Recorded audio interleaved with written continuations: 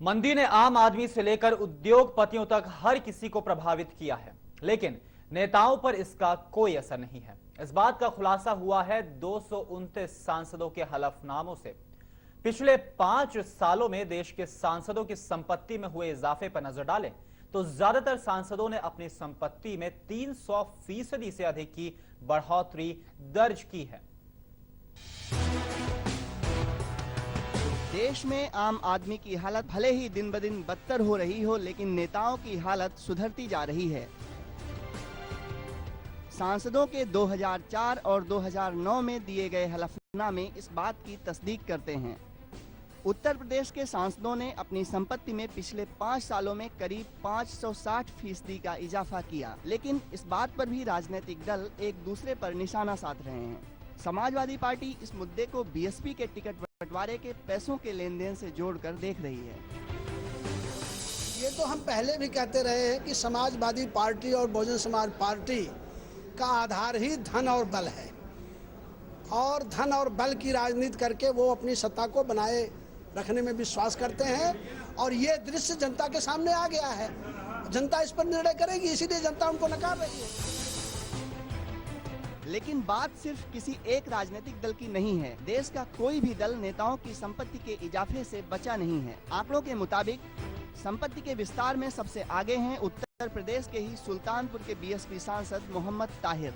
2004 में उनकी संपत्ति सिर्फ 1 लाख के आसपास थी, लेकिन 2009 आते आते उनकी संपत्ति जा पहुंची है 1 करोड़ से भी ज्यादा, यानी पूरे 9137% का इजाफा।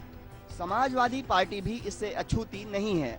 5 सालों में एसपी सांसद अक्षय प्रताप की संपत्ति में कुल 1800% से ज्यादा का इजाफा हुआ है। 2004 में उनके पास थे 21 लाख रुपए से कुछ ज्यादा। 2009 में उनके पास 4 करोड़ से ज्यादा की संपत्ति है। समाजवादी पार्टी भले ही समाजवाद की बात करे, पर समाजवाद के सबसे युवा चेहरे अखिलेश यादव की संपत्ति 2 करोड़ से बढ़कर 5 करोड़ हो गई है, यानी पूरे 116% की बढ़त।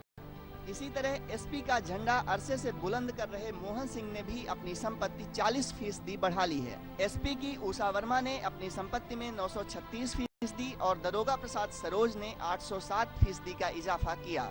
एसपी का दामन छोड़ बीएसपी का झंडा बुलंद कर रहे अफजल अंसारी की संपत्ति भी 50 लाख से बढ़कर 4.5 करोड़ हो गई है, यानी करीब 800% का इजाफा।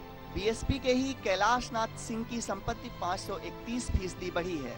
बात करें कांग्रेस की तो युवराज राहुल गांधी की संपत्ति 45 लाख से बढ़कर 2.25 करोड़ से भी ज्यादा हो गई, यानी करीब 414% का इजाफा। कांग्रेस अध्यक्ष सोनिया गांधी इस मामले में थोड़ा पीछे हैं। 5 सालों में उनकी संपत्ति सिर्फ 60% ही बढ़ी है। कांग्रेस के नए सिपहसालार बने बेनी प्रसाद वर्मा की संपत्ति 384% और केंद्रीय गृह राज्य मंत्री श्री प्रकाश जायसवाल की संपत्ति लगभग 61% बढ़ी है। पैसा कमाने वालों में बीएसपी के सांसदों की भरमार है। यूपी से लालमणि प्रसाद ने 371% और कमला प्रसाद ने 348% संपत्ति बढ़ाई, जबकि बीएसपी सांसद महेंद्र प्रसाद निषाद ने अपनी संपत्ति में 341% और अशोक कुमार रावत ने 338% का इजाफा किया। बीजेपी की बात करें तो बीजेपी सांसद भानु प्रसाद सिंह वर्मा ने 234% और पंकज चौधरी ने 208% संपत्ति में बढ़ोतरी की है, जबकि गोरखपुर के फायर ब्रांड हिंदूवादी नेता योगी आदित्यनाथ ने अपनी संपत्ति 127% बढ़ा ली है। 5 साल में योगी की संपत्ति 9.5 लाख से 21 लाख हो गई है। सभी पार्टियों के लोग संपत्ति बनाने में जहां एक दूसरे को मात दे रहे हैं, वहीं खुद को पाक साफ और दूसरे को दागदार भी बता रहे हैं।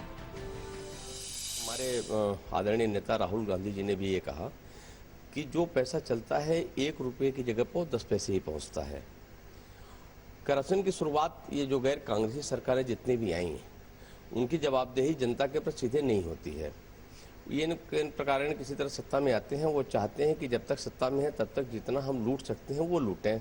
बसपा जहां पार्टी का टिकट बिकता है, बसपा नेता की हैसियत पिछले 5 सालों में 1000 गुना से ज़्यादा बढ़ी है, तो उसी की प्रेरणा से सारा जितना जो कैडर है उन लोग भी उसी से प्रेरणा लेते हैं। राजनीति में जब कोई आदर्श होते थे तो उन आदर्श से लोग प्रेरणा लेते थे, लेकिन आज की आदर्श उत्तर प्रदेश की मुख्यमंत्री हैं, जिनकी संपत्ति आज हजारों करोड़ में चली गई है, तो उनकी जितने फॉलोअर हैं वो भी वही नकल कर रहे हैं, तो ये दुर्भाग्यपूर्ण है।